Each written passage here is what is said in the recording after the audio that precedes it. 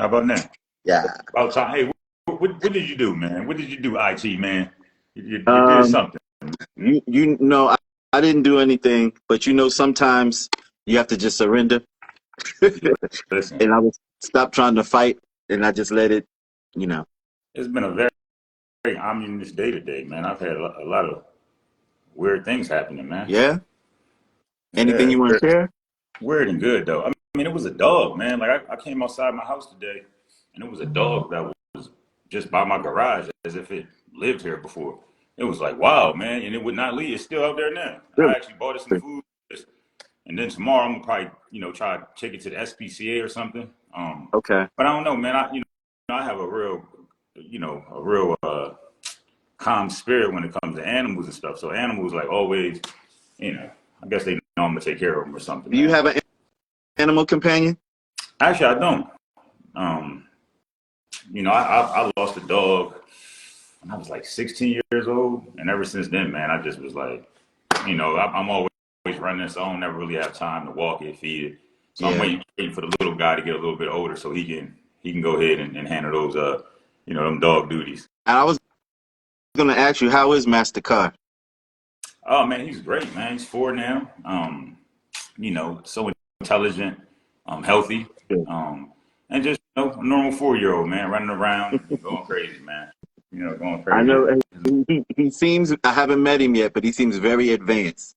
Yeah, he'll possibly come down here and crash our live in a little bit. He's upstairs, watching some Okay. TV, but I'm sure he'll come down. And you know what, Neil? I was just in your town not too long ago. I did not even think to hit Uh, you up because I was running the streets hard. And that's normally what happens when I come down there. I hit the ground running and I don't stop until it's time to leave. mm. Hey, listen, that's how it always is, man. I don't get a chance to see anybody when they come down. It's like the timing always off. To get to everything is 35, 40 minutes, Mhm. hour and a half of traffic. So like you Yep. coming from up north and you coming here, you won't even put that time in, Right. understanding that it's going to take at least an hour and a half to get to everything here. So It's I so always try true. to put in the trip memo, make sure you have some traffic time, you Yeah, know. true. But how's everything with So we you, kind bro? of just jumped into stuff. Everybody, if you don't know, this is my brother, Mr. Neil Carr. Mr. Neil Carr is an acclaimed actor, producer, entrepreneur. What else do you do, brother? Tell me everything you do. Oh You do a well, lot. I'm a certified personal trainer. I have some bartending skills. I've been a mixologist. Salesman.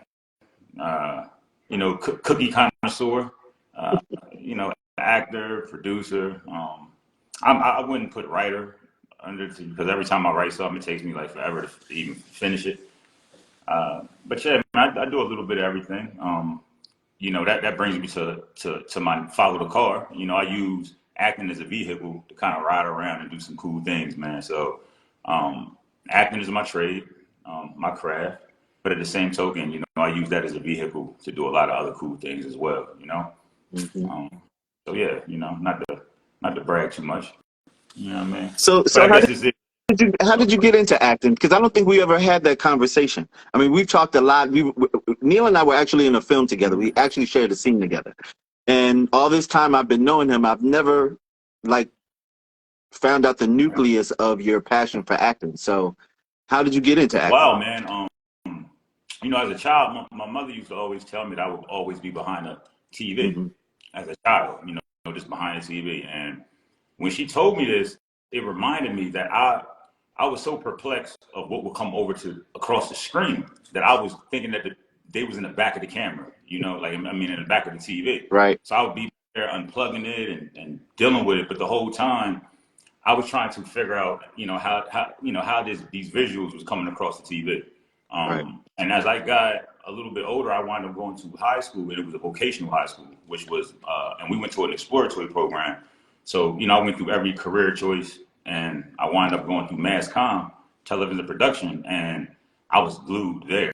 You know, never really had any formal acting or anything like that, and I think I really developed acting from understanding the production side of things. Editing, shooting, things of that nature, like all of the foundation of production. And back then we were editing off a 3/4 inch. So I just want to give a shout out to anybody that's from Delaware that went to Howard High School, Howard Voltech. You know, I had a trade coming out of my senior year, but I also was an athlete. So I got recruited to play football at Dell State. I had the opportunity to go to the School for Film and Television in Manhattan, which was a production acting school. But I wanted to play football, you know, experience the college life. Right. So I went down to Dell State. I didn't really get, you know, I really didn't get acclimated with acting and the production side of things until like my junior year in college. And I think once I kind of locked in with a certain professor, RIP, Dr. Kenyatta. You know, he just used to tell me about the you know, the craft. Like, hey man, you know, this thing is intricate. You know, I know you might just think it's about memorizing lines and delivering lines and dialogue, man, but it's way more deeper. And you know, he would always tell me that I had certain features that could cross over from stage to film. You know, certain things I had no idea. You know, back then I was just memorizing lines and just delivering them. You know, I had no idea of the intense studying and you know, the immersed background and digging and, you know, just sensory, like all of the things that it took in order to really like add the layers of a character. Never understood it. And when I graduated from school, man, I was one of those guys where I'm like, man, I'm not doing any theater, no stage. I'm gonna just do some commercials and film. But you know, you learn real fast that it's not one of those things where you can choose and pick on what opportunities come your way, you know. Right. And then that brought me to Philadelphia. I had the opportunity to do a lot of contemporary regional theater. I did about 6-7 years in Philadelphia with, you know, some of the juggernauts in the game up there, man. I worked with Cash Goins, who was a prolific writer, award-winning writer, leading man. And he actually brought me to Philly. And at that time, you know, a lot of actors didn't take me serious, man, because I was more so a commercial style dude. I worked out all the time, and they would pretty much just use me to be like the, you know, I guess the meat of the show, take my shirt off, that kind of stuff. You know, they really didn't understand that I had some chops with me. Right. But one of the number one things that that was, I mean, so intricate to me is when I would hear actors interview. And they would really like dig into their characters, and they would come up with all of this stuff about the actual character that they was playing. I'm like, you know, where do they get all that from? You know what I'm saying? Like, is this in the script? Is this really the character? And as I started really like locking in, I started realizing how that happened. You know, you know, but I was a former athlete who stumbled into it, man. You know, my mentor, her name is Sherry Dorsey. Shout out to her. She graduated from Howard High School. Well, Howard Bisons, Washington, D.C. You know, she gave me my first opportunity to read for something, you know, and when I read for it, she was just like, hey, you know, you got a gift. You need, you know, memorize lines. But she was just like, yo, I think that you have something, man. You might want to like dig into it a little bit. And that was like the first person that made me really look at it more in a serious manner, you know, and really slow things down and you know, just start taking my time, man, and you know, getting into some of the community theaters and things of that nature, being a stage hand. I mean, it's immense of the things I've done to get to where I'm at now. So I have a question for you. Tell me about the first role that you portrayed where you felt like you had most of your tools in place to be able to deliver what you would say would be, I guess, your best role after you knew what you knew. You know, well, it wasn't just me, man. It was more so an ensemble, you know, collective. I think, again, I was doing a play called 6 Degrees with Cash Goins. I mean, we won, a variety of awards with it. We performed it at all the different colleges and things of that nature. You know, we won in New York, the New York Urban Theater Festival. We won in Philadelphia. We took it down to D.C. And just working with these you know, these great actors in Philadelphia, man, and going through the exercises and learning the Ruby D method and, you know, spending 3-4 months on a project, man, and really digging in on exercises that was pulling so many things out of me. You know, it's one of them things, man, where you work with great people, they pull some things up out of you. So I can't even really solely say that it was me, but it was a collective. You know, I worked with some great writers, great directors. I was always direction in Philadelphia. And then, with those actors up there, man, them boys are so good. Them, the actresses and actors are so good that just made you want to be better.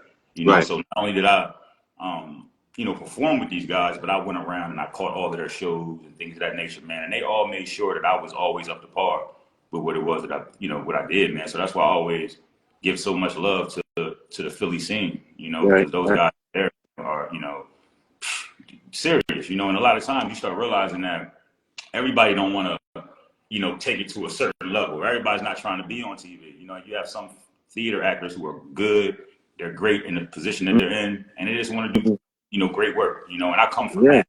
So that's why it's a lot of times, man, where I draw the line on things that I do, things that I won't do, Right. because I come from, a level of consciousness, man, a level of realizing that we have a duty to understand what it is that we're portraying out here, and, I just don't decide on anything any longer because of, my upbringing and my Right. foundation. But 6 Degrees, working with Cash Goins, I mean, the late Walter Dallas, who is Cash's mentor, Mm-hmm. Dr. Kenyatta, Ozzie Smith, Brian Anthony Wilson, Walter DeShields, Tiffany Barrett. I mean, it's a plethora of those guys, man, who are great, and who helped me navigate my career to where it is now, Right. So, Yeah. how you came across my radar was by way of Mr. Todd Anthony. Shout out to Todd. That's my Um, brother Todd, man. Brother Todd, doing and, great things. it's so funny how sometimes I go back and I think about the trajectory of what I do and how I got into what I'm doing and the people that I've met along the way and the benefits that it afforded me. And so meeting Todd, it was like a cold call, and Todd was the first person that gave me carte blanche to go on the red carpet and do what I do. Wow. So him doing that opened up a whole world to me of actors, producers, writers, directors, and through that split second project, that movie that you were in, which is now filmed, was streaming on Tubi, I was able to meet you. I was able to meet Tiffany Yancey, and then from that meeting led me to be in my first film, and I shared a scene with you, Yeah. Love Him or Leave Him, which is also streaming on Yes, Tubi. sir. Talk to me about your thoughts on the difference between theater and film. Oh man, they're different beasts, man, for sure. Both are great in their own respective. And when it comes to stage is live. It's one of those things where everything just has to be bigger, because it's a live show. Body language, voice has to project. Everything is just a lot more animated than TV, breaking it down into this, this one screen. But again, with my features, my voice, things of that nature, I've always made a clear, good, seamless transition from film to theater, from theater to film, where I didn't really have to do too much, because, like I said, my features and certain things just pick up on stage so easy. But like I said, stage is mainly where I train. When I want to, dig back in, go through all the exercises and, really build the acting chops again. I dig back into stage. Okay. Film, film to me is a lot more focus driven. Stage you're able to, kind of get into your lane, get the momentum rolling, and just like that momentum you keep, you're able to breeze through your scenes or things. It's like with film, it's a lot of stop and go, cut and go. So you have to really be able to like, boom, lock right into your actual character, opposed to having the momentum in theater. And I think those two things, some actors, it's tough for them to kind of make that transition because of those things. But my choice is really stage. I love stage. I love theater, but again, it's like with theater, it's tough to really get a novelty and to build that esteem, fame, or to get on Right. TV and stuff, because it's just like you're working, man. Sometimes you might have a 3-4 month run, and you guys are rehearsing for 2, 3 months before that, and then you're just working on the same play, Right. which every night something different happens, man, and that's when you start to discover so much about acting, you know, because you would play this character for 2, 3 months straight on these runs, but then you realize that each night is something different. You know, it's Mm-hmm. you know your dialogue is the same each night. Something happens live that you're not ready for, and you have to work your way out of it. You know, and Mm-hmm. that's to me, I think stage is one of the most prolific things that you can kind of lock into because there's no cutting. You know, and I've been Yeah. in so many situations where people have been locked out, you know, before their scene, and we're on set, we're on stage waiting for them, waiting for their cues, and they're not coming, and you got to improv until Yeah. they get there, not knowing what to say. You know, we've had lighting cues drop, audio cues drop, things fall out the sky, and you know, you'll realize that when you're immersed into your character, when these things happen, it's just like things happening in real life, man. You'll just kind of, you know, figure it out, improv right around it, figure it out, keep it moving without you know breaking a sweat and without breaking character. Right. Film, you know, they could just say cut, you know, look at your lines a little, look at your sides, dig back in. Not to Yeah. say that you know film is easy, but at the same token, it's just like you don't go through the same exact stuff that you go through on stage. You know, so those two are totally different beasts. But me, I enjoy the live performances more than film. Film just, you know, to me, film just puts the cherry on the top, man. You know, it gets you more accolades. Um, you know, and from studying on stage, once you transition over to film, you're able to pull in Mm-hmm. and do the things you do. You know, so yeah, man. I mean, they're two different beasts, man. But I tell any young actor, in order to really build a solid foundation, you have to tap into to stage. You Yeah. know, you have to tap into theater because I, again, I would say I would say that stage actors have a better ability to adapt to film rather than film actors adapting to stage. I think it's a bit the way I see it. I think it's a bit harder to do the live performance and nail it properly as opposed to doing film where you can have takes and you have multiple chances to get it right. yeah, but you know, I always think about it as you know because everything in this industry is momentum. Yes. It's all momentum, you know, and obviously, you know, something in motion stays in motion. So as you get rolling, man, stage is always easier because I mean, well, not even easier. Stage is better because in that regard, you have to be in, meaning Yeah. you're on autopilot. You know, a lot of people when you hear them say that I was in the moment. That's what they mean, being on autopilot. Not knowing the lines and knowing the character so good that no matter what happens, you know, you're in. And a lot of times, man, on film, now I'm able to zone out and get to that place faster. But on stage, I'm able to stay there. You know, Mm. I'm able to go into character, stay there, and then deliver how I need to deliver. It's not looking for the Right. perfect take. It's just about being real and being in the moment, man. And I think a lot of times on film, you look for the perfect take. You know, you don't Right. realize that it's not about the perfect take. It's not about that, man. It's about being true. And in normal dialogue, when we have conversations, people flubber lines, people talk over each other. People do a Mm-hmm. lot of those things, and film doesn't give you that all the time. It's like cut, you Right. guys stepped on each other's line, you guys did this, you did that. In stage, you know, especially when you have heavy dialogue stuff, it has to be on top of each other, you know, in order for the audience not to, you know, feel like they're watching paint dry. You know, these things have to run. Yeah. You know, on film, Yeah. it has to be a different rhythm. So, you know, I think it's a subjective opinion, man. You know, you'll hear some people say they think theater is harder to transition from stage to film or from film to stage. But it's just one of those things where each individual is different, man. You know, we all have something different that will kind of attract us to whether it's stage or film, you Yeah. know. But Yeah. you know, my personal opinion, I like stage better than film, man. You Yeah. know, film. And there's also the added energy from the audience too. Oh Sometimes you yeah, get yeah, that instant yeah. gratification from whatever your delivery is, especially if it's something like a comedy or you have something that's reactionary. You can get that immediately from the audience that will help propel you in that And space. sometimes you don't get it. you know, and now That you part like, too. yeah, you know, and you know, that's one of the, you know, the number one things, don't play for the audience Mhm, because you never know what kind of audience you're playing to. mhm, You know, it's a lot of different audiences out here, man.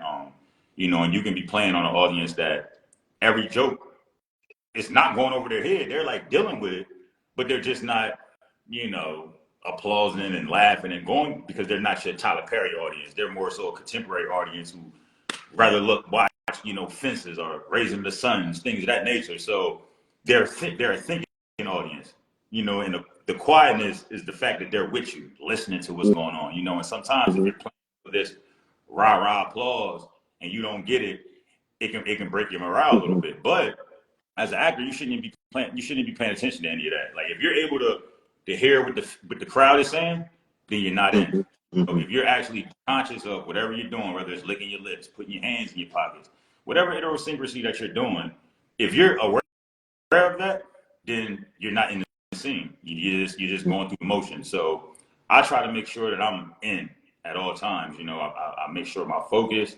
my studying, knowing my lines, all my back, you know, character analysis, all of those things is trump tight, so that I could just go. You know, I could just flow, man. You know, I could just flow. But obviously, Do you have a but I'm sorry. Do you have a particular genre that you like to play? Do you have a Yeah, favorite? you know, believe it or not, which people don't even understand, I like comedy. You know what I'm saying? Like that's I mean, anybody that truly knows me knows that about me. You know, but a lot of my opportunities have been playing the aggressor, the antagonist. You know, this tough dude. A lot of things are starting to lighten up for me now. I'm starting to get a lot of other characters, but I won't say that I was typecasted, but I just say that you know, people hire me to do the, you know, to play that guy, man. You know, but going into this year, man, people will see a huge change of the roles that I'm getting. Hmm. They see me in a different light. But yeah, man, me comedy, action, the love and romantic stuff. I can do that in my sleep, man. I like to be challenged when there's certain things that I'm doing. So mainly the roles that I look for are things that challenge me. Hmm. You know, challenge me. Make me really research and dig in. You know. So I have this thing that I do with most of my guests, and it's I get them to put out into the universe something that they want to come back in return. And I'll ask you that now. I normally wait to the end, but I'm gonna ask you now. I don't know if there's a role, a dream, film, a project that you want, but I need for you to put that out in the universe so the universe can hear. Mm. You know where I'm at now, man. Because I don't chase anything. Mainly what's happening in my life now. I'm playing out a vision that I've had when I was young. Hmm. Anything that I've accomplished, anything I've done thus far, has been things I've seen when I was a child. Just imagining things, um, and just to have the opportunity to perform with some of the greats that I perform with now. If it was all said and done at this moment, I would be good. Hmm. But where I'm at now, man, it's more so about serving. Being able to educate a lot of the young actors coming up, man, because I think that we're at a time, man, where everybody thinks everything is supposed to be so microwavable. Everything happens like this, and Right. not to put my age out, but at 44, I'm looking at things totally different. I remember being 24 and thinking that I was going to get on at 24, and salivating every opportunity that presented itself, thinking that that was going to be the one. Hmm. Not really understanding that, man, you have to evolve. You have to mature. Um, you start really understanding the circuit. You know who's doing what, who's writing this, who's casting this. You've been in a room with these people multiple times, um, and to me, the most important thing is understanding that and just to be present in the opportunities that you have, man, and not be so focused on looking into the future that you're not dealing with what you have now. But Very again, true. I think one of my number one projects that I would want to do, man, is just be able to move around and communicate to kids at colleges, high schools, community centers, man. Talk to a lot of urban children who might have only had the football put in their hands, Mm. or basketball, or things of that nature, because I spent a lot of good years playing sports, thinking that I was going to go to the NFL or the NBA or things of that nature, or being scared of the arts because I didn't think it was a macho thing. I felt this, hey, only the nerds do that. And the whole time I was a nerd at the cool table. The whole time I wanted to do stage and act, Right. but I was worrying about what people thought, what people said. So I think me being able to get out in the circuit and communicate to children, man, just let them know, hey, look, you might have a 40 that's so fast, you might be able to jump out the gym. You might be able to be super strong. Yeah, we know where you're going to go. But where are the kids with the wit, the freedom, the comedy timing, the guys that are, talented as ever, but it's just not in the athletic ring. So Right. that's my thing, man, being able to take everything that I'm able to do, man, and just serve, man. Go, communicate with kids, man, and let them know that don't worry about what everybody thinks, man. Go after what you want to do, man. Have your imagination, and just go after it. It's not even really a role that I'm looking for any longer, man. It's more so being at a platform to be able to go communicate with people, man, and give them the opportunity to step into this thing, man, into this thespian lifestyle, because it's a beautiful thing, especially when you're doing it for your true love, passion. A lot of people do things for different reasons. Now everybody's jumping in the game for fame, notoriety, money, and I tell people all the time, like, if that's what's driving you to act, you might want to go do something else, my brother. You know what I'm saying? Now this is a time that people are starting to be truthful. They're telling you what they're making. The facade is down now. So you really start to see that, the people who you thought was making all of this money and doing all of this, man, they're normal people trying to, hang on to the dream that they had. So yeah, that's it, brother. It's not even a certain project that I think I would want. It's just being able to have a platform to serve, and just to go tell my story, man, and let children know that, hey, man, things get dark out here, but if you hang on, and you know that God is your light, you understand timing and God's season, you won't really worry about too much, man. You just, put your head down and stay dedicated and just go to work, man.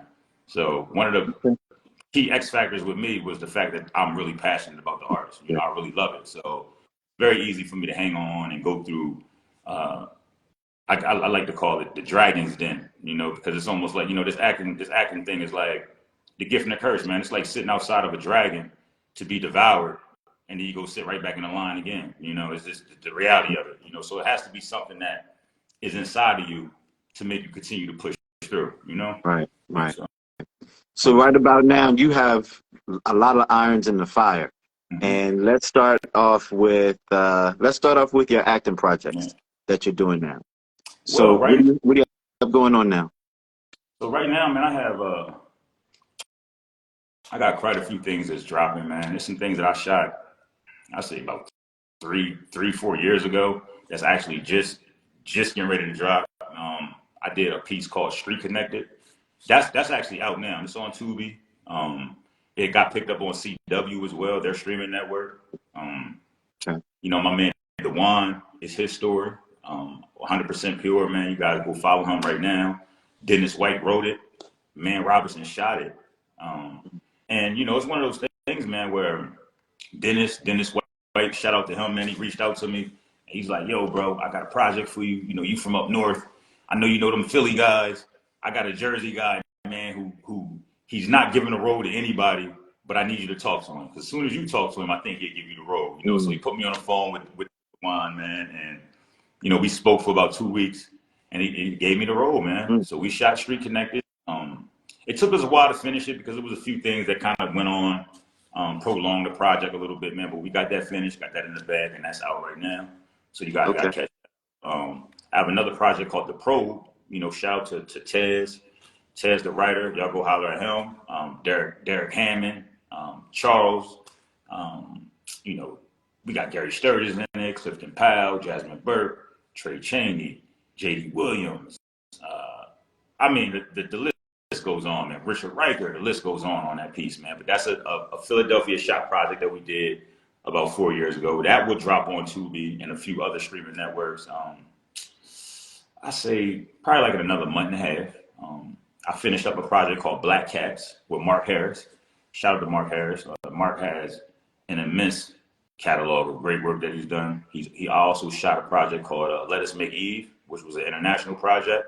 That's actually on the Oscar list right now, man, which is something that I've never imagined in a million years, you know, that I would be attached to something that, you know, that had anything combined with the Oscar with it. But, you know, we shot that in Belize about a year ago. So that's on All Black. It's been #1 on All Black.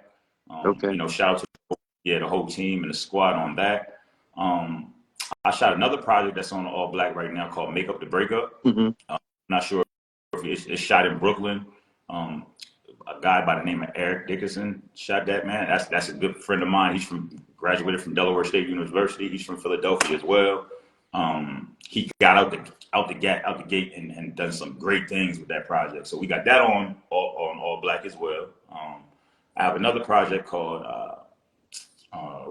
what was that? Royal Bloodline, which is also shot by Derek Hammond. We shot that in Philadelphia. They have a dope project on Tubi right now called Bedside, written by Devin Walls, so you guys can check that out. What else we do, man? Oh yeah, another project called Love Connection. That's dropping. That's a full series. Blue Devils. You know, that's sort of like Set It Off and Players Club mix. That's on its way. You know, shout out to Sierra Angelia, Shay Mack, Dennis White is in that one. I mean, it's so much, man, that I've done. And not easiest thing that I tell everybody to do is just go on to IMDb and just look at the upcoming projects, and you'll see them all locked in. But you know, I just want to shout out the Pro, Street Connected, Black Cats, Blue Devils. What about Turn? Oh yeah, well, I haven't. Oh yeah, and I also have another project called On 10 dropping with Man Robinson. That's On 10. You know what I'm saying? So I have 2 projects with him. I have On 10 and then Turn 3 coming. You know, so I'm excited about Turn 3. That series and installment is the 3rd one. They have Turn and then Super Turn on Tubi right now, and it's done astronomical numbers. So I'm excited to be a part of Turn is F. That's the name of it. Turn is. Oh no, we can cuss. Well, we can't cuss. We are. This is our, you know, IG, but it's called Turned as Fuck.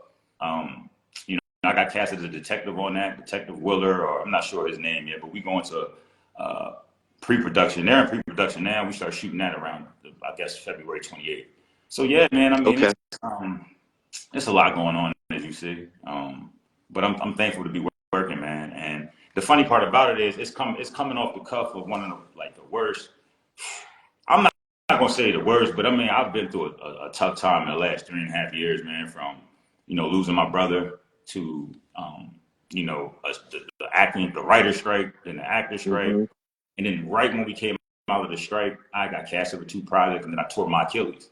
So I've been literally like walking on one leg since September the 13th, man. I have to be as humble as pie, you know, and I tell everybody, man, a lot of struggle and a lot of darkness, it'll make you understand who God truly is, man, because regardless of whatever I live, he continued to let me book roles and film, man, you know, and I know it was his timing because it didn't happen on my time. Right. You know, I wanted things kind of just flow and build. But it's funny because in 2016, that's when I got my first TV role, Saints and Sinners. Well, not my first, well, my first feature with Orange, you know, and how that happened.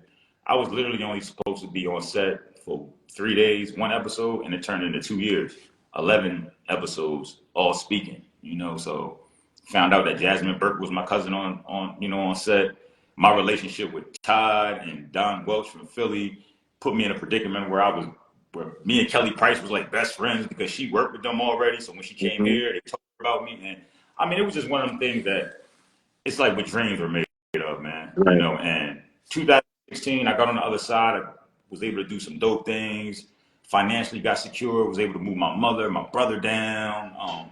And, you know, really just kind of bask in success because that year, I was already telling myself, I'm like, hey, if things don't transpire, man, I'm gonna have to either go back, get my master's and start teaching, or I was really thinking about giving up for a while because I was fighting for so long. And I left the tri-state area to kind of come to Atlanta and get out that local type of esteem and get here and get some TV credit. Because what started happening in that area, you know, a lot of us will hold up these shows. You know, we would sell 50 tickets, be a rehearsal every night, and then they'd bring in a feature. You know, and they get a feature of 5,000, 10,000. You know, they get to come in for the weekend, not memorize their lines off of whatever novelty they had. And I started paying attention to that. Like, hold on, man. Like, I'm selling 50 tickets. I'm here every night. I'm one of the leads. Mm-hmm. Well, I'm only getting, you know, $200 a performance and things of that nature. So you start understanding Right. certain things, and that was one of the main reasons why I left, because I'm just like, I'm tired of being used up here, man, and just put in a certain position and never really took it serious once you get out of a certain realm, you know. So that Mm-hmm. was one of the things that made me come here, man. On top of a lot of other things that was going on at the time. But I tell everybody, man, my life was exodus. You know, like when I came here, everything that was going on in my life, man, was literally like he was hardening things around me in order for me to leave. You know, in order for me to go. So since I got here, I knew that God would bless me, and I knew I would be doing some great things here. You know, Yeah. you know. And that's the thing. One of the things about God, you know, when you're at a certain level and it's time for you to elevate, He will make things so uncomfortable for you in that space that you have no choice but to grow. No choice but to grow, man. And see, understanding that notion, it makes you start looking at things different, you know, because all of us would say this cliche thing like, oh man, you know, the devil is working, the devil doing this, the devil doing that. But I don't give the devil any dominion any longer, you know, because I realized that all of the things that didn't happen for me happened for me. You know, so it's like, how do you look at things negative any longer when you know that after that whole infliction, you learn something about it and you become better, you Mm-hmm. know. And I'm not sure, I don't care what I've ever been through in my life, man. That was the opposite way. It turned out to be better for me, you know.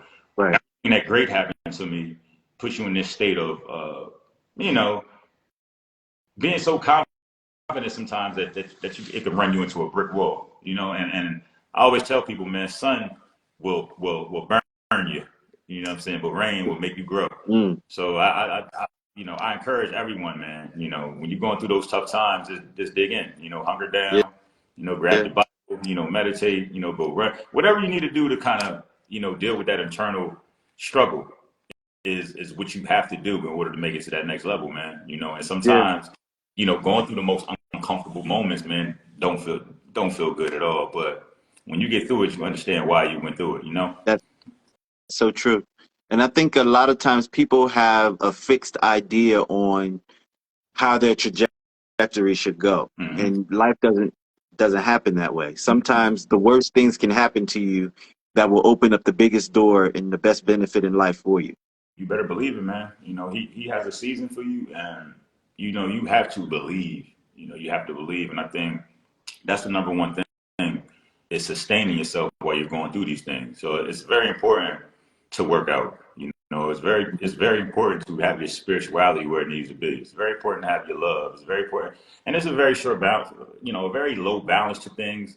It's almost like the balance of fitness. You know, making sure that your cardio right, your nutrition is right, your flexibility, you know, your strength training. If you're able to keep those things at a very moderate level, then you will have a lot more results than someone who is, you know, off the mark with their workout, but they're not eating right, or someone who's not stretching. So I think about that in life as well, man. If I can just keep a moderate balance in things, it keeps peace in me, you know. And to me, peace is everything, you know.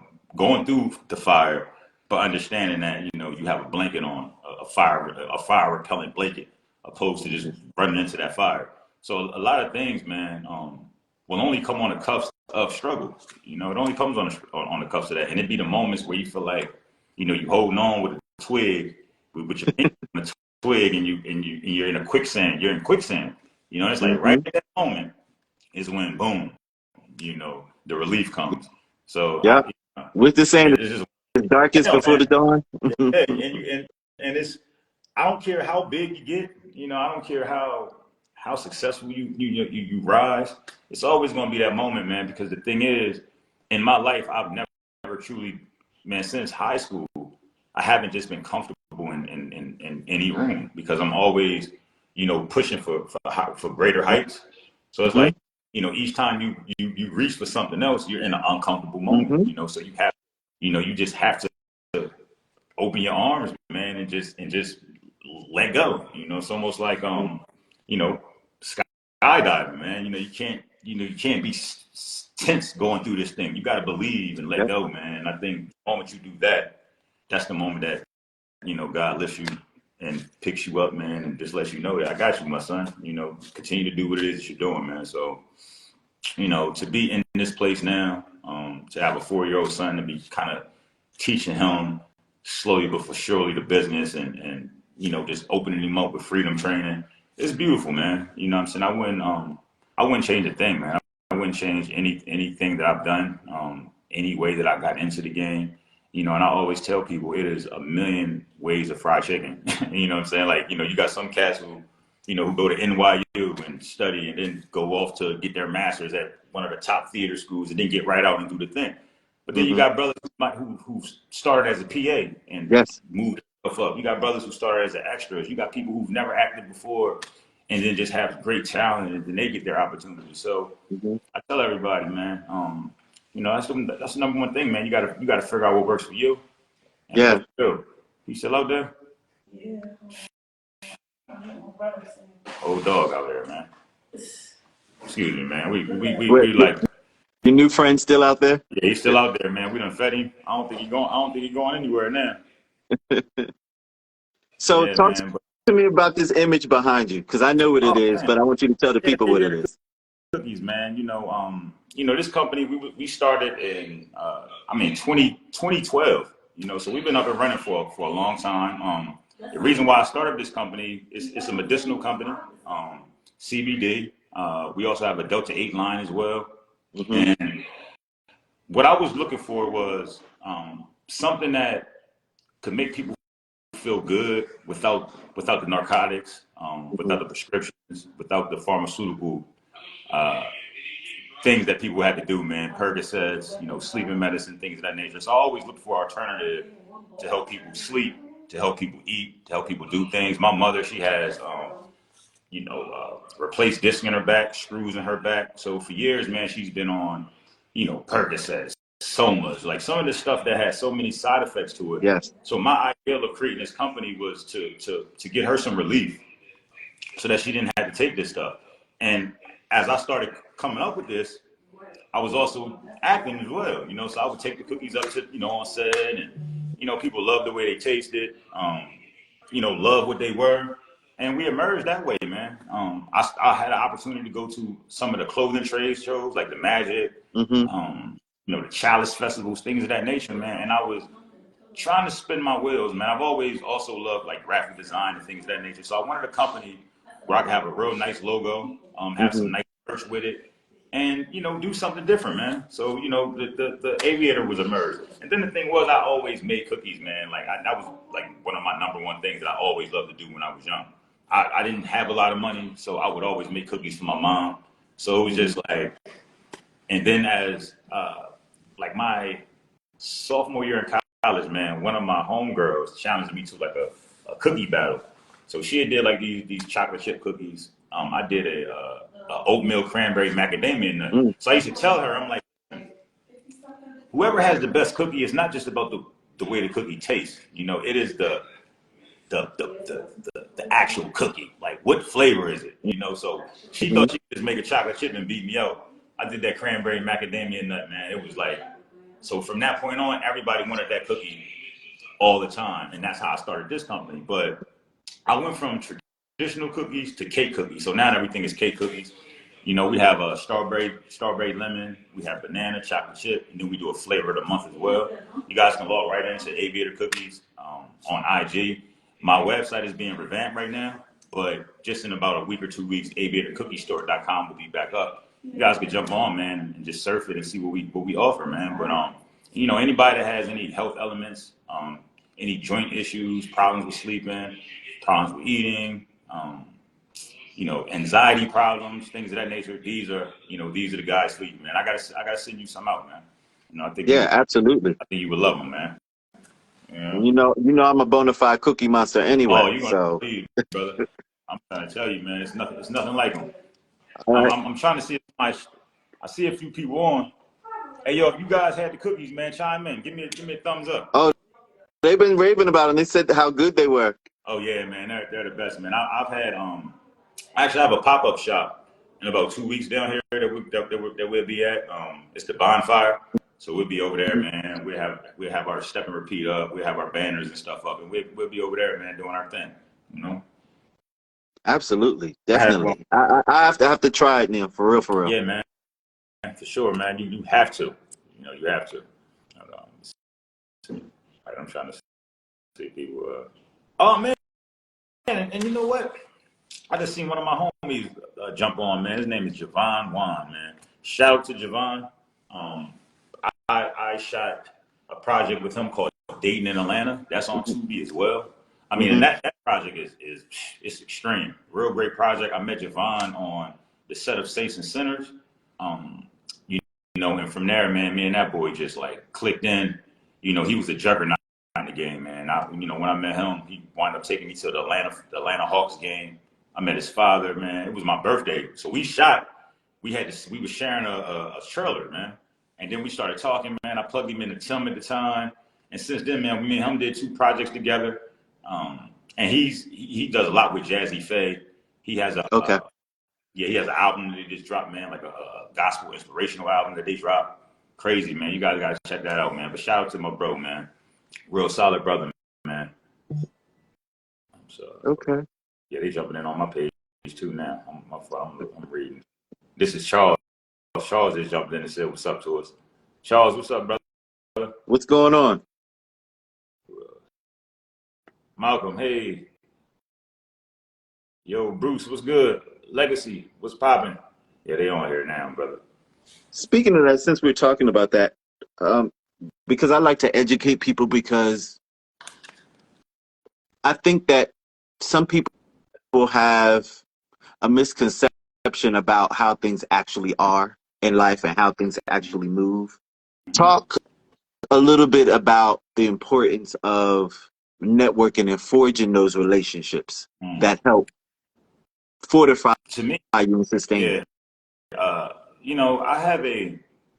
know, I have a very peculiar way of how I handle things, man. You know, with me having my background as production, I have a degree in television production, minor in theater, Delaware State University. I was able to understand the importance of networking and building resources. I can't really say that I'm almost like a grip, but that acts. You know, I don't really. Anyone can tell you that if I'm on set, I'm not around the actors. You know what I'm saying? I'm around the production people. And the reason why I'm around those people, man, because they hold up everything that we do. You know, sometimes when you're talent, you know, you get a little away from yourself. You know, you get the accolades. You know, you got the drivers. They're coming in and feeding you and making you feel like you're a king.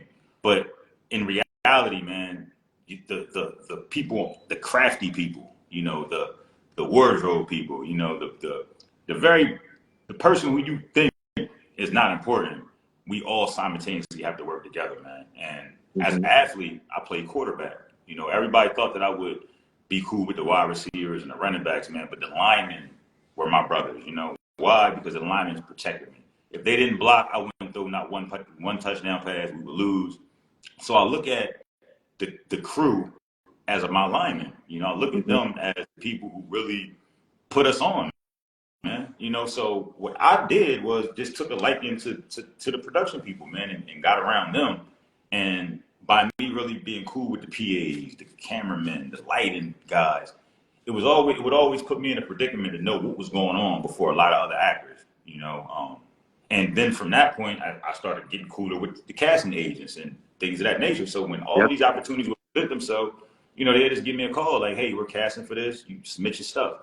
Even right now, like I don't have an agent. You know, everything I get is just off of my momentum, God, and then the resources I have in the production field. Then not to say now, you know, executive producing my own stuff, I'm able to call on people who get stuff done. Right. You know, like, "Hey, listen, look, I'm looking for a couple PAs. You know, I need a production coordinator. Yo, I need this," and I'm able to get all of these things to facilitate what it is that I need. Certain people do things different. You know, some people just hang around a talent. You know, and all they really do is talk to the crew and production aspect of things when they want something, when they want to get in the front of the camera.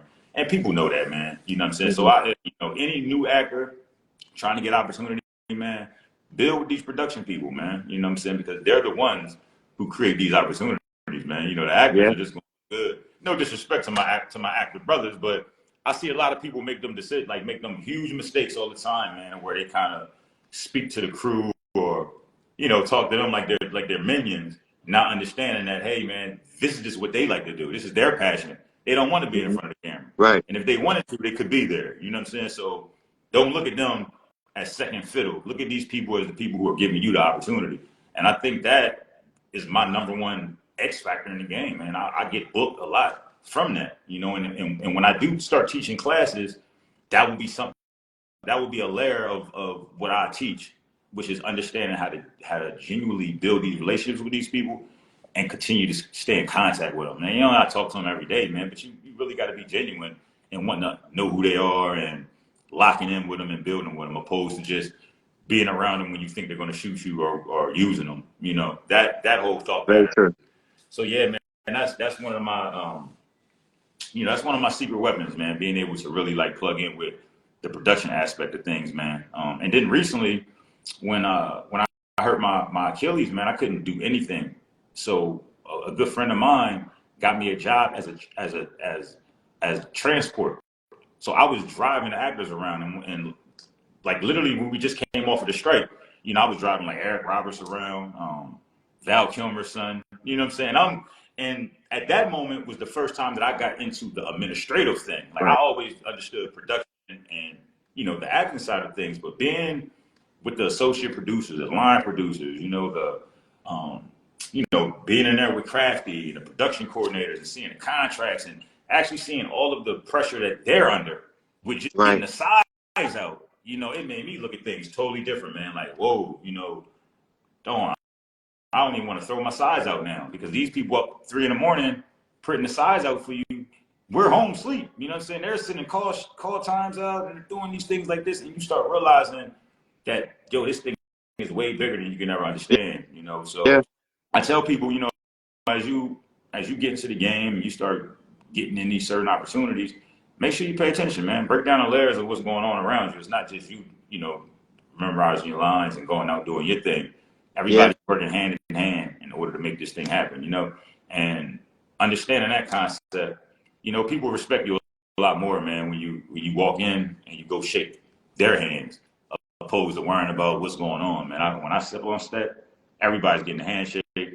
Everybody getting respected. I'm making everybody feel comfortable and feel good to be in the atmosphere of what it is that we're doing, man. So I think that's very important, and that's one of my secret weapons I have, man. You know, And that's if I, very important. I don't think that I've ever heard, at least anyone that I've interviewed, speak on that before, mm, in the way you just did. wow. Well, it's something that I always try to do, man, because it's like if we're not going to respect them, who is?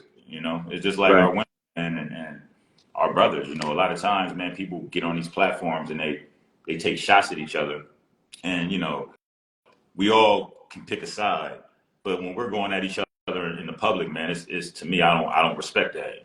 It was a big thing. Right. Everybody talked about Kevin Hart and Cat Williams, and it's like, whatever that case may be, whatever Kevin chooses, whatever Cat chooses, I respect that. But to get on, national TV, man, and go at each other like that, to me, I was hoping that it's a situation where you guys marketing something, and you know that once you kind of create this atmosphere, people will go see your show, people will see your show. So I want to say, I hope that that's what they was doing. You know what I'm saying? But who knows, man? You know what I'm saying? You never know when you're looking at this Hollywood stuff, man. People market their way. People market some things in some real, real wild ways at times, man. So you got to watch out for the hook. Yeah, that is so Mm. true. And you never know what the spin or the angle is. You never know, man. You never know. But a little bit about me, man. What you got going on, man? Like, what's you doing, man? What about your film? Have you? Oh, I can't talk about that due to legalities. We have to talk Oh, off okay. of here. But yeah, I need to talk to you. I need to talk to you. I need some expert advice. All right. Um, yeah, it's not a happy time about that right now.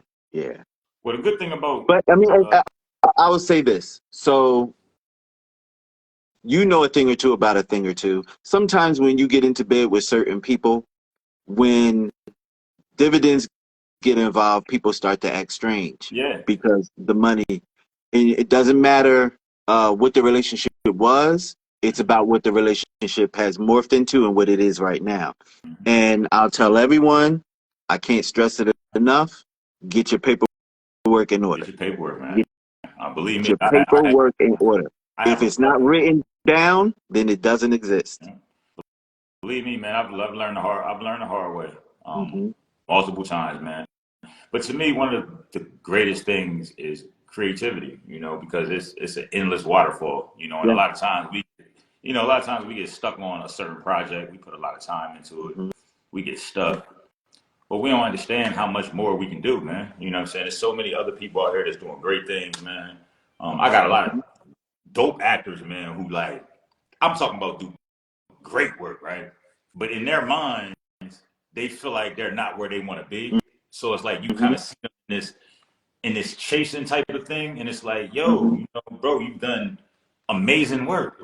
Like anybody would want to be in your shoes right now, but you don't understand that. You don't see it, and Right. that's one of the things that's a black hole that I don't want to fall into. I don't want to get so Yeah. caught up in what's next where I don't Right. understand where how far I came, man. You know what I'm saying? Because believe me, like even from Love or Leaving, that was a great project. Well. Split Second was a great project. But I've came so far from that. You Hmm. know, Saints and Sinners was great. But realistically, when the rest of these projects starts dropping, man, people probably won't even think about that any longer. You know what I'm saying? That'd be something that was Right. Right. one of my best projects. But the reality of it is, man, it's so many other things that's happening. And a lot of times we'll work with a few people and we get locked into them, not realizing Hmm. the idea is to work with some of these people and then continue to keep, Hmm. you still, reach back and bring the ones up that you might have worked with before, but the object of the game, man, is to evolve and to get better, and Right. to do Right. that, use these things as a stepping stone, use these projects and use these opportunities as to be able to build more resources and do more, and like you said, meeting Todd birth you into being able to do so much, Hmm. so a lot of times we just have to understand that and detach ourselves from certain things, man, that we feel like, I might not be able to do this again. But it's like, man, you got a lot of resources, man, where you can do whatever you want to do. Yeah. Like, believe it or not, And all you and now have to do is stay the course. You stay that's the it. course and you follow your path. You know? And now when you think about it, it's a different time. It's a totally different time than what it was when we did Split Second and Love or Leave. Tubi wasn't, none of the streaming networks were No. there. And to be honest with you, during that time period, I was new to the whole media podcasting, Mm-hmm. journalism type thing. That whole being in that film was a fluke for me. It was like a gift that was thrown my way. And then from there, that roller coaster just took off because 5 films since then. Yeah, And so, it was something I was never expecting. It was a gift. yeah. And from that point on, things took off and all I had to do was hold on Right, to the ride. right. And then and it's funny because it comes a time where the cycle starts over, and Mhm. I tell a lot of actors who get on the other side, a lot of people don't make it on the other side, like the side that you've been wanting to do for all your life, and then it happens, and Mhm. you realize that, okay, it happened. Now what's next? Right. It's, oh, I want Right. to get on. I want to do this. I Right. want to do that. Cool. All right. After that happens, that's when the real work comes because you get into a weird place of where people understand you have a novelty, you're good, Mhm. but now they're not trying to pay that money. You know what I'm saying? They understand what you've done and what you're worth, but you're not big enough to them to want to book you. They want to book the people around you now. You know what I'm saying? And it's just like you just got to stay. You just got to handle your business, man. Right. It's not what you think. You have a lot of people who want to use your novelty, and then not pay you anything. Give you peanuts and things of that nature. And it's just like you gotta stand strong and go through Right. that, man. It's just a part. Right. It's just part of what it is doing. People are looking forward to, what's over there. Sometimes like you said, you have to look at where you are right now, Mm-hmm. observe what's around you right now and how you can utilize what's immediate. Mm-hmm. when you really open your eyes and you see what's immediate, you realize that sometimes the gym is right there, not Yeah, necessarily over there. right there, man. You know, it's the same, man. You know, things are right in front of us, and we kind of walk past them all the time, looking for other things. Yeah. And I always tell people, man, make sure you drain out your resources Hmm. around you, before you just kind of like leave somewhere. And that's what I did. It took me. I didn't leave the tri-state area until I was 31 years old. So I did everything that I could possibly do in that area before I got up and I left. And I'm glad I Hmm. did, because I created a whole world somewhere else, and then came here and did the same thing. So now Yeah. not only do I people from Delaware and Philadelphia and New York. And then, I'm originally from Los Angeles. So it's just like I have a huge network of people who follow me, Hmm. who respect what it is I do. And I know the circuit. I know Yeah. who's doing what. And it's not too many projects that drop or things that come out that I don't know probably two, three people on it, or work with these Right. people. So yeah, man, it's to be at this point now in my career, sitting back waiting on 9 projects to drop, and just being patient, because there's a lot of opportunities that present themselves, and to me they're not for me. So Hmm. it's been a lot of money attached to them, but it's certain things that I think just doesn't fit who I am and Right. what it is that I do, and I think it would saturate me a little bit. And with me, I think you know, not being on everything, man, is a you know that's a flex. Being someone who's very selective with what he does. You know, I have a lot of friends who are content creators, man, and doing some real dope stuff out here. But I Hmm. don't. To me, I don't feel like I would transition well with content. So I've had these opportunities to do some content stuff that will make me a household name, give me the Hmm. notoriety I want, build the momentum that I want. But I just think that it's something that I won't pretty much do, man. And I tell each actor, know what it is that you're looking for, know what it is that you will do and what you won't do.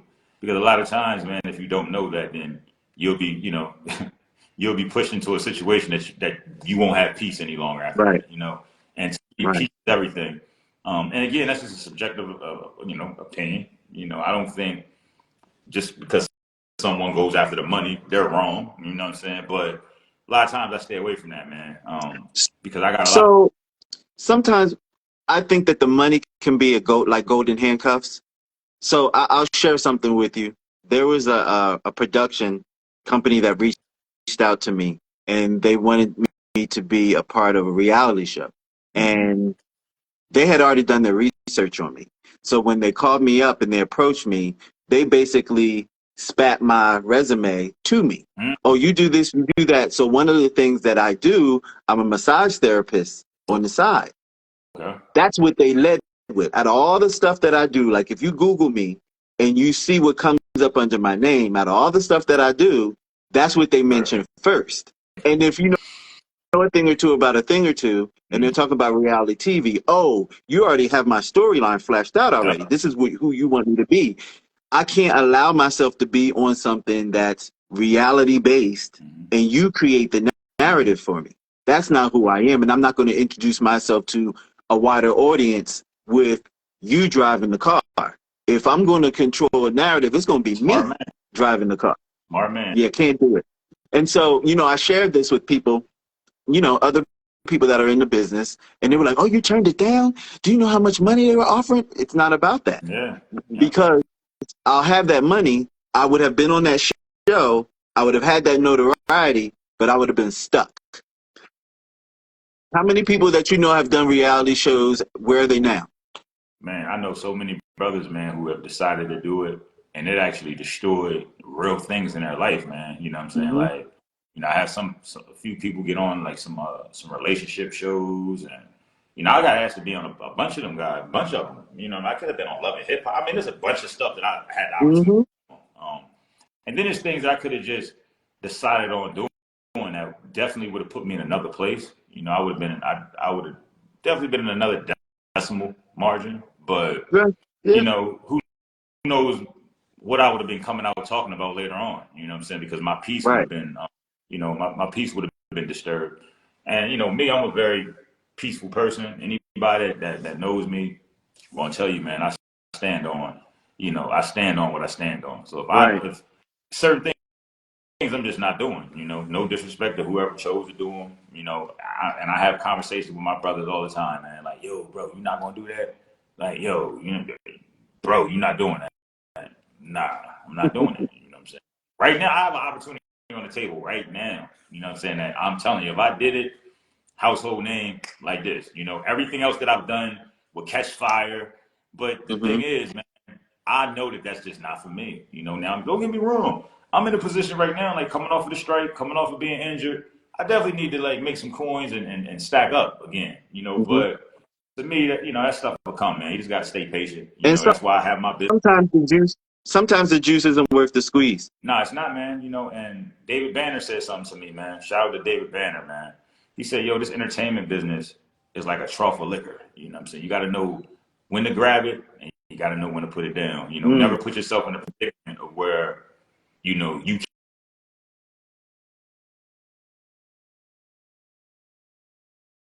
decision, um, you're put into this place, man, where you have to do something. So, I tell all actors and all people who are entertainment, man, make sure you have your business right.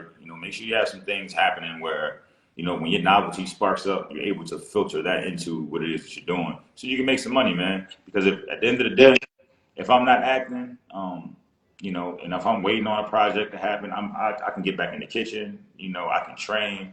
I have certain, online programs that I have produced, and it's certain things coming in because I've always thought of the business sense of things. Mm-hmm. And I understand marketing in its whole. I understand PR, promotion. I understand all of it, and you're not really marketing until you're able to point people to something to purchase. You know what I'm saying? Like, I don't care what you're saying and what you're doing. Like, if you don't have any merchandise or anything like that, man, then you're basically a consumer. And I've always asked Mm-hmm. myself this question. Am I a consumer? You know, do I rather be entertained or would I rather be the entertainer? You know, both people think different. You know what I'm saying? It's just like a merchant, man. A merchant thinks totally different than a consumer. I'm looking for the wholesale prices. I'm trying to get things by bulk. I'm trying to make money off of certain stuff. I'm not the one just trying to come give you my money all the time. And Right. even as an actor, you start learning that because as you evolve and you start to get good and you start booking stuff, you start realizing like, okay, I'm getting a day rate, which is cool, but and these brothers are like EPing it, they're getting back end credits, they're getting a percentage, they're getting this, they're getting that. So you start looking at things different. And I would have never looked at them that way if I didn't already have businesses Right. and looked at things from that kind of bird's eye view, understanding like, oh, okay. Because you got some people who they just want to purchase. They don't want to deal with anything. They don't want to have to same way as people that got their own business and then people who work in. The people who work, they've decided that, hey, look, I don't want to have to deal with the overhead. I don't want to have to do this. I just want to come in, get a check, and go where I'm going. You know what I'm saying? Me, I'm a little bit different. It's like I need to know Mm-hmm. everything that's going on because now I'm feeling some type way if I'm only making a certain amount of money. You guys making the majority of it. How do I get to that point? So that's Yeah. that's my thought pattern with certain things, man. Understanding how to get in from a preliminary stage, and then just understand like from a hierarchy, like where the real money coming in at. So that's why now Mm-hmm. I'm getting into EPing, producing things of that nature, write my Mm-hmm. own stuff, getting with people who I know, dope writers, having them write things, put the teams together, doing certain stuff, man, where you can get them points and you're getting a little more than just having a day rate, because Right. that day rate starts thinning out a little bit, man, and you start realizing, I've never been a person that would do something for so long and not understand that. You know what I'm saying? Like, there's no way that I can be acting for over 20 some years and not get my own equipment and kind of facilitate my own thing. Not Right. at the level of TV, but still at a smaller level, but still being able to kind of, call the shots and understand what's going on behind the scenes opposed to just getting on set and just acting, getting my day rate and then, vamoose. Right. Well, people are their own commodity, and if you're going to make an investment, why not invest in yourself? Why not, man? Because you'll realize at the end of the day, if you're not willing to invest in yourself, then who will? You know what I'm That saying? part. That part. Who will, man? I have It's funny because I was just speaking to one of my guys, man. His name is Apar. And I met him when I first got here, I say 12 years ago. It was like my first audition. And, at the time, this guy had all the bells and whistles, man. Office, this and that. He was working on a project called Techwood. And he casted me in it. I thought it was over after that. I'm like, yo, bro, I just got casted in something. It's over. Man, we never shot that project, right? Never seen him. Didn't see him again for probably like 2.5 years. But when I ran back into him, I was actually a lead on one of these stage plays here. Like, so when I seen him, I was doing extra work. But this leading role I got in this project called Tomcat. Shout out to Nikki Lachey, Amara Samuels, Rashida, all of them all of those great people, man. We knocked this show out, and it was one of the dopest shows, and I was able to use that as a showcase to get my agent. But I bumped back into him, at this actual stage play, man, and now I'm leading it off, and me and him got cool again, man, and we haven't shot anything yet. But I introduced him to a few people, and now like we're getting ready to work on something like in another couple of weeks. So it's like a lot of times, man, you'll meet people you'll know them for 5 years, man, before you do anything with them. And I always tell people, you have to check in, build with these people, man. And one of these days, the opportunity might come. It might present itself for you to kind of work with them, man. So, you never know, man. Whoever you're talking to, it could be the help. It could be just a normal person out there, man. Never think that someone is smaller than what they really are. You never know, man. So speak to everybody with respect. I don't care if it's life is all about your relationships. Yeah. My whole career is about relationships, to tell you the truth. You know what I mean? Because even with my agent, it's funny because I remember getting the opportunity to be on Saints and Center. I auditioned for a different character, and George Pierre casted me as Maxwell Wallace. And I remember getting on set, and at that time I was just a feature, so my checks was only coming, like every 2-3 weeks. But I'm shooting on, Monday through Thursday, like every day I'm shooting. So Clifton Powell, man, shout out to Cliff, man. He's one of my mentors, man. The legend. He doesn't need an introduction. Great guy, man. He like, man, hold on, you ain't getting your checks like every week? I'm like, nah, you know what I'm saying? He like, where your agent?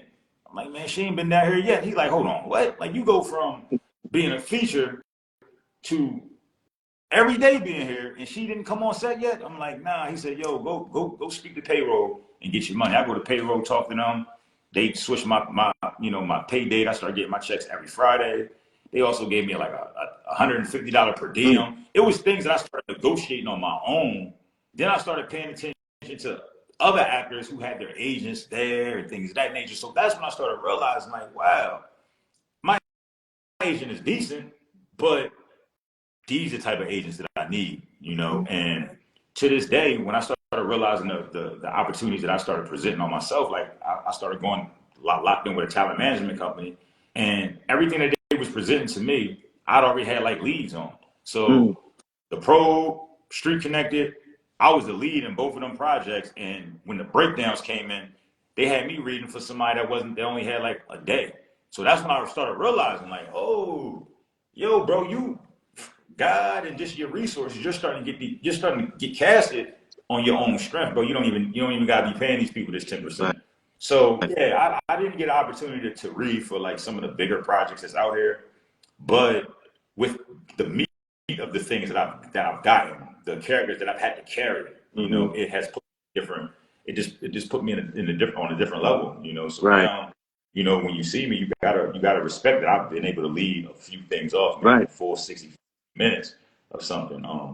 And again, everything hasn't, been up to the quality that I would want it to be, because sometimes you shoot some things, man, and you missing them. You know what I mean? The budgets might be a little low. It might not be what you thought it was going to turn out to be. But any project that gets finished, man, is a blessing at the end of the day. And you know that coming from like being an EP and putting up your own projects. You know what I'm saying? This is what people realize from the naked eye. They look at things and they don't realize that the budget and the tier of these projects matters.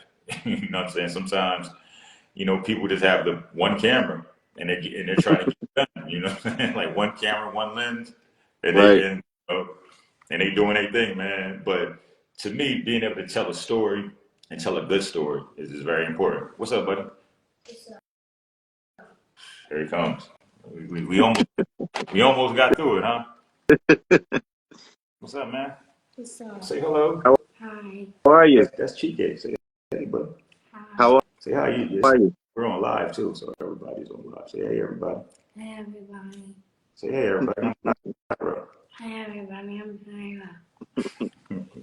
What's up, Mr. Cairo? He just woke up. You up there? Did you sleep? Uh-uh. You watching TV? Mm-hmm. All right, that'll be done in a minute. All right. Okay. Well, I'll see. I mean, we're good. I want people to follow you, so tell them where they can Oh, find hey you. guys, man, you guys can follow me on Follow the Car, IG, Aviator Cookies on IG as well, Facebook, Neil Carr. I have 2 Facebook pages on Neil Carr, my fan page, and then just my normal personal page. You can go to neilcarr.com website. And yeah, man, you know what I'm saying? Then just go to IMDb, check in. You know, I got a lot of stuff on there, man. You guys can look at what we've done already, and then you can see the upcoming projects that's on their way. And yeah, that's it, man. You know what I'm saying? Just tap on in with your brother. You know what I'm saying? And go ahead and check some of these projects out, man.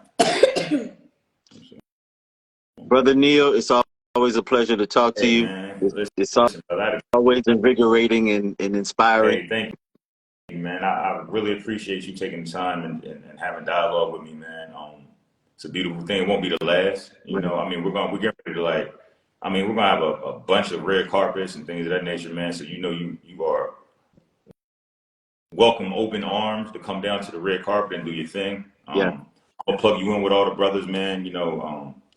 Tez that's in Philadelphia with the Pro. So Okay. I want you to, cause then I seen you reached out to a few people, man. So everybody that I tagged you on in, reach out, Mm-hmm. let them know who you are, let them know you're a real good friend of mine, man, and just open up that network. Because again, like I said, it's Absolutely. a lot of stuff going on, bro. So you're going, not on top of everything else you got going on, you're gonna have a whole bunch of people you're gonna have to interview anyway. So And low key, I'm looking at possibly having dual residency there and here. So I'm looking to do more work down there. yeah, man. Well, let's hear it, brother. You know what I'm saying? The quality of living is great. It is a variety of places where you can move. You know what I'm saying? Depending on what you're looking Right. for. Whether you want some luxury stuff, you want a huge house, you want some high rise. I mean, that's why I love living here, man. Atlanta to me is very progressive. It put me on, man. And people have their little things to say about Atlanta. Atlanta is too many people down there. It's packed. It's this and that. But it normally comes from the people who not down here, man. The brothers who here, they love it here, man. A lot of great opportunity, brother. And when you come down, you good. You need me for anything, I'm right here. I ain't nothing but a call away, man. All right, brother. I appreciate your time. See you, All right, Cairo. thank you very much. Say bye-bye. Bye. Say see ya. See ya. See you. All right, bro.